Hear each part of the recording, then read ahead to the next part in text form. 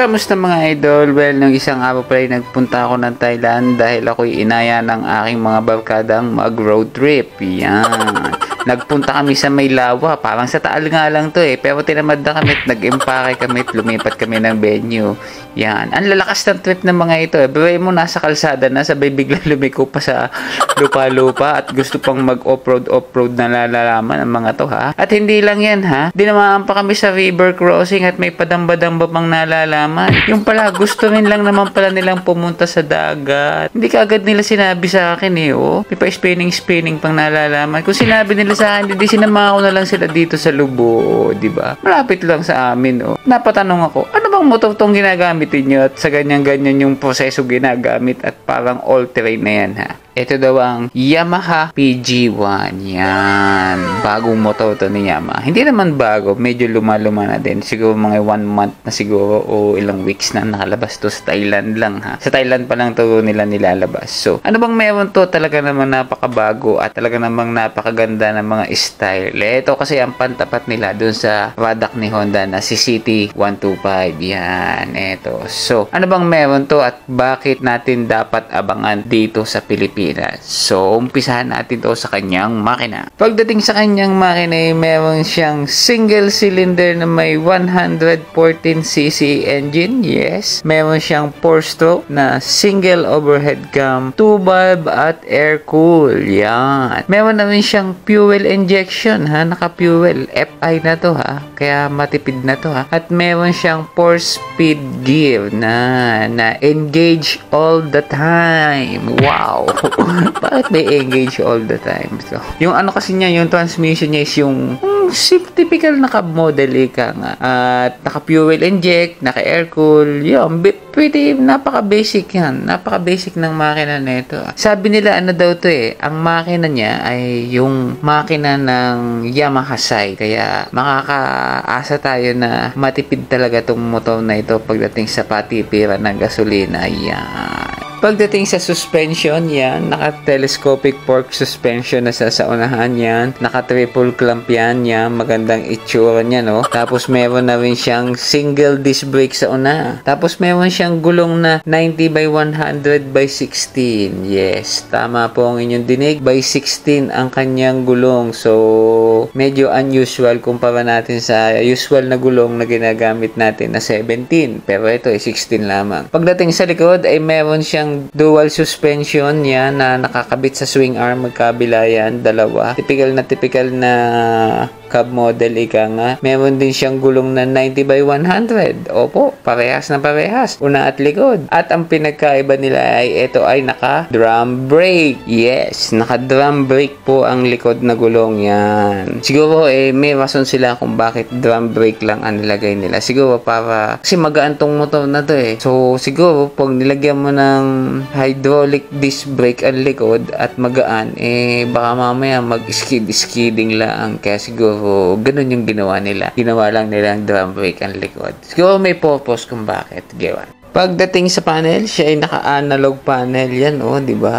Napaka-basic lang. Pero maganda yung itsura niya. Yung formahan niya is parang hindi mo akalaing analog pala yan, Pagdating naman sa kanyang headlight, siya ay naka-halogen headlight, di ba? At maliwanag. Malaki yung headlight niya, bilog na bilog, maganda ang forma. Sa kanyang taillight at brake light, bulb type lang to. Pero maliwanag naman at visible ika nga. Saka maganda yung headlight niya. Kasabaga hindi hindi kontra sa signal light kasi yung maganda yung positioning nila, yung pagkaka-position ng nila. Kasi usually makikita niyo kung napapansin niyo lang merong mga model ng motor na hindi mo makita ang signal light kung nasaan, kung na-signal ba kasi na-overpower ng headlight, kaya ganun. O kaya yung likod naman, hindi makita nung nasa likod mo yung signal light mo kasi hindi siya visible, kung sa baga is parang nakatago o kaya is sala sa pantay ng mata, ika nga. O sabaga hindi na-reach image ng mata ng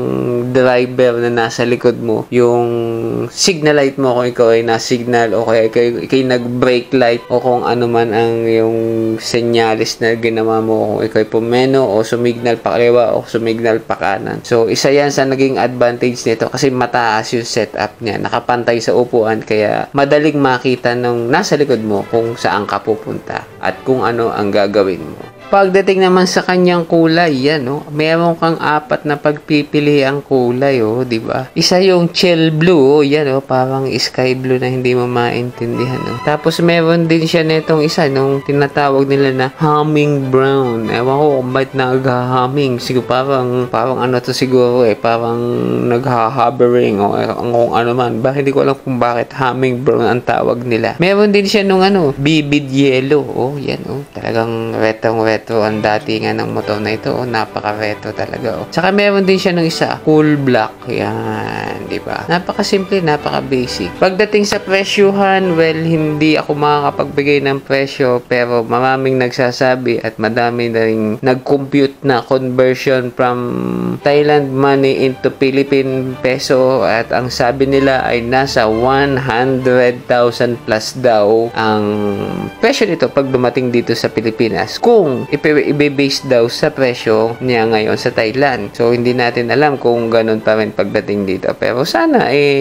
maging maganda ang presyuhan niya pagdating dito sa atin.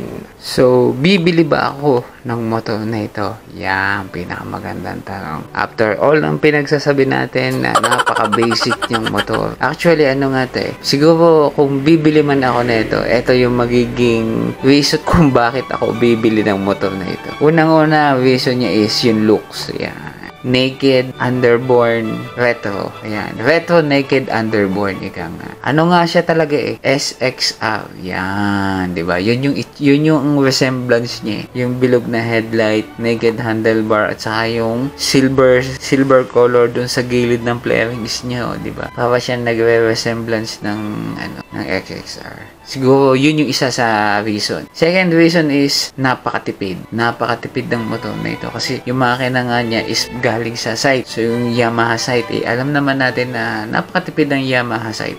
O, sabagay, may iyayabang tong motor na ito sa patipid. Another thing is, yung setup. Pwede mo siyang i-set up ng tracer. Pwede mo siyang i-set up ng copy racer. Pwede mo din siyang i-set up ng scrambler. May 3 option setup ka na maganda. Maganda ang dating nga kung tutuusin. Sa pa dito is dual sport siya. Dahil siya ay dual sport, mataas ang ground clearance. Nga. Pwede mo siyang gamitin ng pang off-road and on-road. Kasi nga mataas ang clearance, so pwede mong isampas-sampas sa gutter. Yan na naman, nagtinawakan ko na naman kayo ng kalokohan. Isampas-sampas sa gutter, ilusong-lusong sa moonwalk. O, di ba?